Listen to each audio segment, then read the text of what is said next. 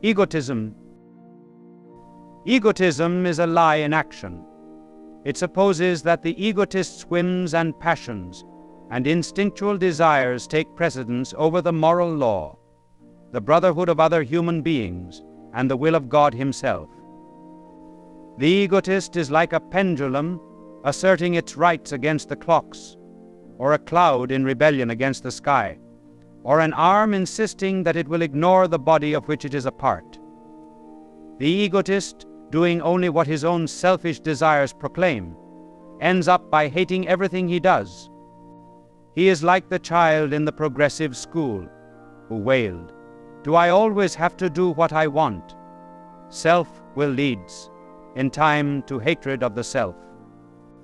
A little boy who has eaten all the ice cream, meant for the whole family, comes to hate the very sight of that kind of ice cream, and mingled with his merely animal, conditioned hatred of the food, is a moral loathing of himself for having committed the sin of greed. This self-hatred is the moral penalty we pay for gluttony, as the distaste for ice cream is the physical, animal effect of the same offense. Men who are sick with self-disgust instinctively pound their breasts, as if to drive out evil from the inner citadel of their souls. Atheists are more prone to this self-loathing than the religious man, since they do not recognize the mercy and love of God, who will cure us of our self-disgusts.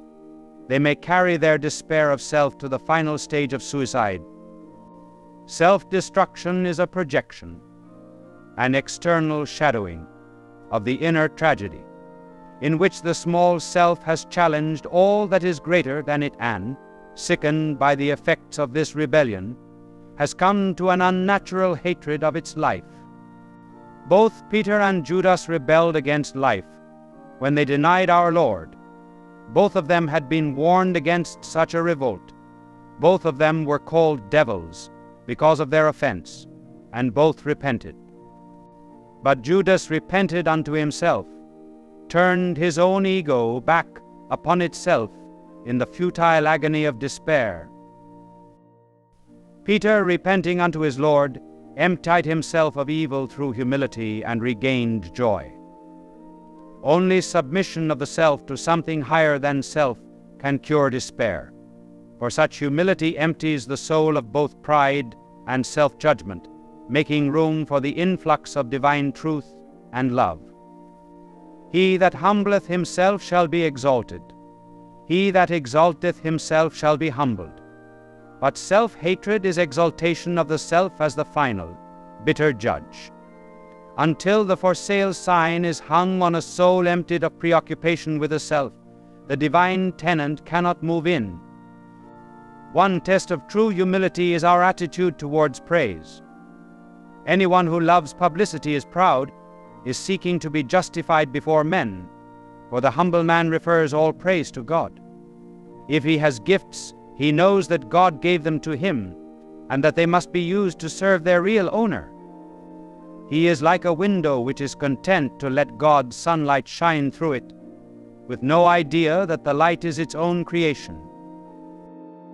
A humble man accepts both praise and blame as gifts from God. Both the bitter and the sweet are sent by one who loves him. As Job said, "The Lord gives, the Lord takes away, praised be the Lord." But the egotist cannot forget himself.